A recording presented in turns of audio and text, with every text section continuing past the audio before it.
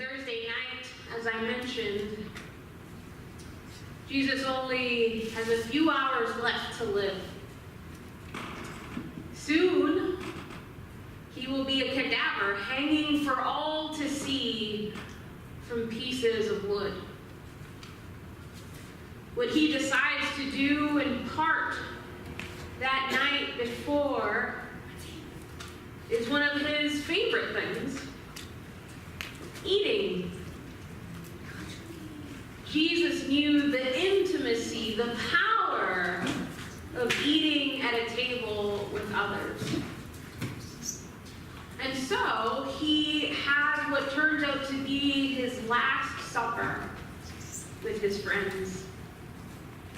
After supper, he washes their feet from a basin and wipes their feet with a towel. Peter, the loudest of the bunch, protests. He thinks the Lord is demeaning himself. The last week or so had been an interesting one. The disciples kept missing the point. They continually misunderstand. Some with good motives like Peter, and others like Judas, who had already made a deal to betray him with not good motives. Jesus, Eugene Peterson notes, has his work cut out for him with this crew. But he doesn't panic. He doesn't raise his voice. He doesn't chastise them for their obtuseness. He chooses to spend his last hours with them in an extensive, rather meandering conversation that concludes in a long prayer, the longest prayer recorded that we have of Jesus. And I'm talking about what we see in John's Gospel, starting with chapter 13 and ending with this prayer in chapter 17. Jesus, Bishop Willimon says, saves his best teaching not for a sermon in the synagogue or inside the temple at a high ritual moment, but rather for an evening meal among friends. He gives himself and nourishes us himself. And then he actually shows, lest they bless their hearts, as I say, misunderstand again. He shows what it looks like to follow him. He washes their feet, and though we are going to be doing that tonight, the reality is that when he told his disciples to wash one another's feet, it wasn't for the sake of giving them a ritual to do, but Jesus actually was demonstrating the posture that those who follow him are to have towards one another and towards the world. One of service. He gives a new commandment to Jews, no less, that we are to love one another as he has loved. It's interesting, Jesus doesn't command us to get along with one another. He doesn't tell us to tolerate one another, but rather says that Christ's people must love one another as deeply as Christ loves us. And sometimes, and we've talked about this recently, just even in Bible studies, that word love can become so many things, right? It can become, gosh, I love my cell phone, right? It's not what he was talking about. Or oftentimes we think of love as a romantic infatuation. But this love was neither of those, but rather was an enduring commitment, a promise to love. And so Jesus' very prayer to the Father before he's to be betrayed and taken is for his disciples. And this really kind of humbling thing. Jesus, the night before, or the night that he is betrayed, he prays for you and for me. for you and for me. After he prays for his disciples, he says, this is John 17, I'm praying not only for them, these guys I just had supper with, but also for those who will believe in me, because of them and their witness about me.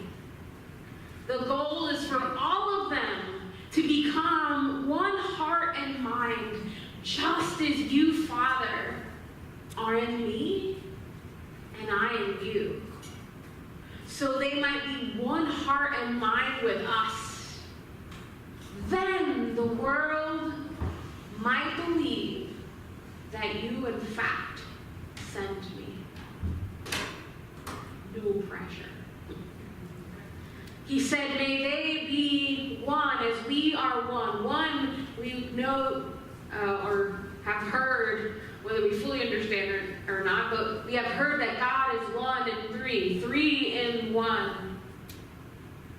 Quite a relationship this triune God has, but he says that we may be like the Father and the Son. By this people will know that we are disciples of Jesus, by our being one and by loving one another. Not by how you dress, people will know you are my disciples. By what you believe exactly about Jesus, people will know you. No. By how exactly you give your money, though that may be a form of love, but it doesn't say that. By who you vote for, people will know you. No. By this, people will know that you are my disciples, that you have love for one another. Not by the number of memorized verses, but by how you treat others.